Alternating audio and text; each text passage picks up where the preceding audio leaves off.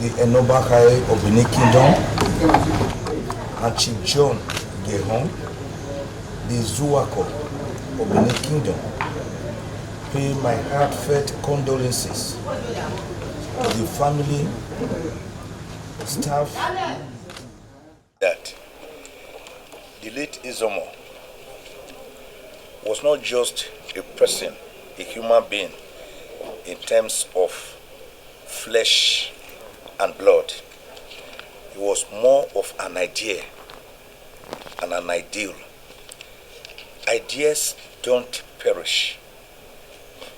The body can perish. So an idea lives on like the soul lives on. That is why great people, great historical figures live with us till today. Jesus Christ was a young man who was unjustly crucified at the age of 33. He was a bachelor.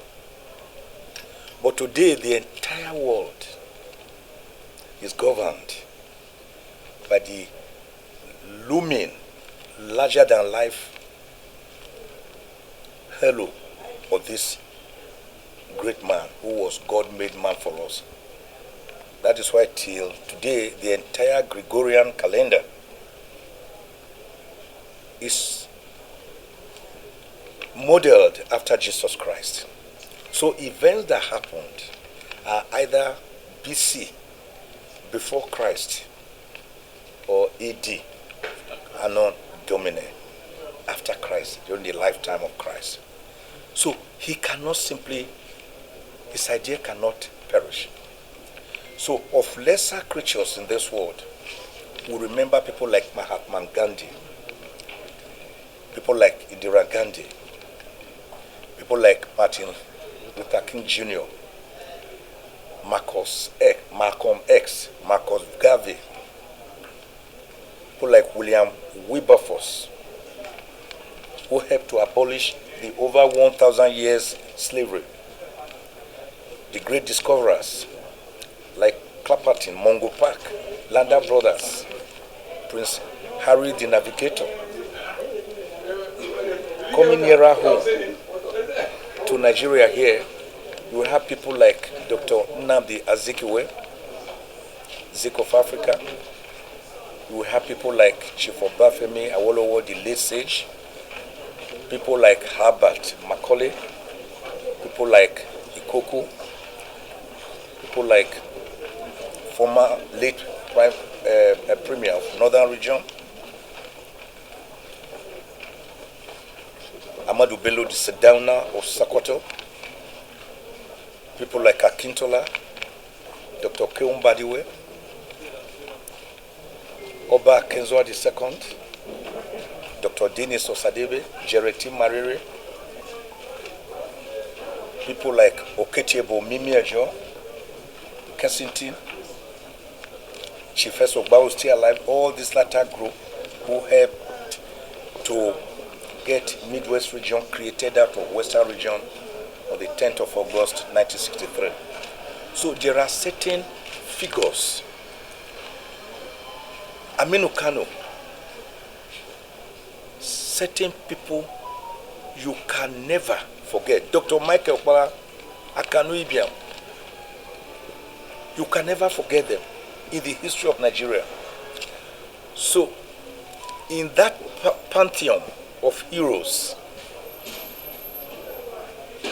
High Chief Raymond Dokpesi has squarely landed like an eagle. So there's no way you can write the modern history of Nigeria after writing the ancient history about old Oyo Empire, old Benin Kingdom, King of Veramni Nogbaisi, and Nana of Ichekiri, King Jaja of Opobo, Kunidia, Kwinamina,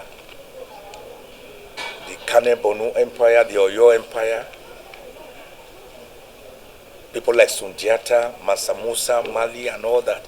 After writing all those historical, ancient figures and empires of Africa, of Nigeria and West Africa, When you now want to write modern history, the modern story of Nigeria, at least since Lord Lugard on the 1st of January 1914 amalgamated the Lagos colony and Southern Protectorate with Northern Protectorate to found Nigeria.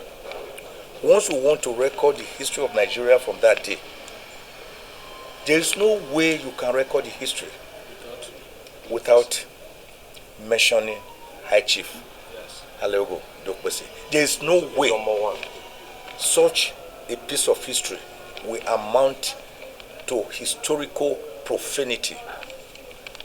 It will amount to an abomination. Agua, emagua, profanity. Because it is not correct. Because the history is disjointed. It is incomplete. It is polluted. So to write any clean history of Nigeria, you must include the name High Chief Raymond Aleogo Anthony Ayogana Dokpesi, PhD, OFR, the man who blazed the maritime industry in Nigeria in the 80s, when people did not know what maritime industry was or cabotage laws were. The man who blazed private broadcasting in the entire Africa, not just in Nigeria, sharing the African experience. That's the mantra, the motto of AIT. To let the world listen and define us through our own prism, through our own binoculars, the way we see ourselves, the way we are and who we are, and not what they think of us, not what they write about us, but the essence, the quintessence of who we really are. Sharing the African experience. It didn't say sharing the Nigerian experience. It didn't say sharing the Edo experience. It didn't say sharing the Esako experience or Afema experience or Wepawanu experience. Sharing the African experience so that the world will get to know who we are and write our story from a true perspective. Not the warped story written by us, by the white people who said Mongo Park discovered the river Niger at Kainji, New Busa. Even when he met the indigenes, drinking the water and taking their bath with the water, how can you discover a river where you met people inhabiting, swimming, drinking? That was how they were writing their history for us. So Raymond, therefore, remains an historic piece of enigma, an imperishable idea that can never go away, ever, ever, ever.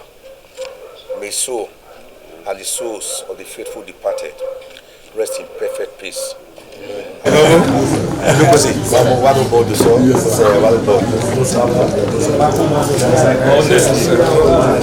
presence of